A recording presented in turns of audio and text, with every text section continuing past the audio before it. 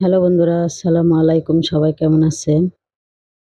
আরাফাত দিনে যেদিন হজের দিন ৯ তারিখে মক্কায় আরাফাত ময়দানে হাজিগণরা হজ পালন করবে, শয়তানকে পাথর নিক্ষেপ করবে। আরাফাত ময়দানে রোজা রেখে আল্লাহর কাছে কাছাকাছি গিয়ে যা কিছু চাইবে।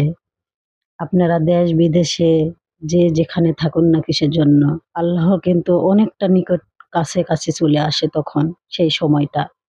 তাই তো আমরা চেষ্টা করব রোজা রেখে নামাজে বসে বেশি দোয়া করব এবং আল্লাহর কাছে চাইবো।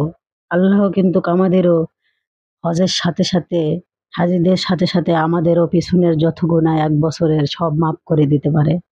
সুবহানাল্লাহ, আল্লাহু আকবার। আল্লাহ কিন্তু অনেক কাছাকাছি থাকে তখন।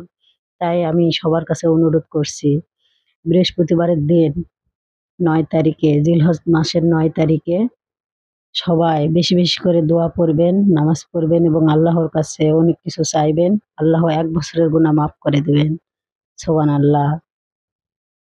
দোয়াটা হলো লা ইলাহা ইল্লাল্লাহু ওয়াহদাহু লা শারীকা লাহু লাহুল মুলকু ওয়া লাহুল হামদু ওয়া লাহু আলা কুল্লি শাইইন কাদির। বেশি করে পড়বেন।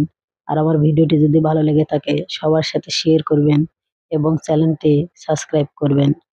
বেশি শেয়ার করবেন এবং বৃহস্পতিবারের দিনে অবশ্যই হাজীদের সাথে আমরাও হজ পালন করব। হয়তো হাজীদের একটু সওয়াব বেশি হবে কিন্তু আমাদের একটু কম হবে। কিন্তু আল্লাহ পাক এই হজের দিনে যত দোয়া বলবো সব কবুল করে নিয়ে আমাদের ১ বছরের গুনাহ মাফ করে দিবে। আল্লাহু আকবার, সুবহানাল্লাহ। সবাই ভিডিওটি সবাইকে দেখার সুযোগ করে দিয়ে শেয়ার করে দিবেন এবং সবাই বেশি করে আমল করবেন।